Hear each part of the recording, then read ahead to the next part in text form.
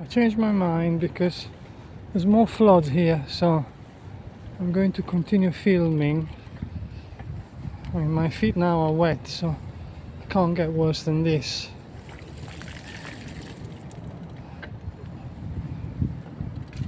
When I go home, I just have to put different shoes and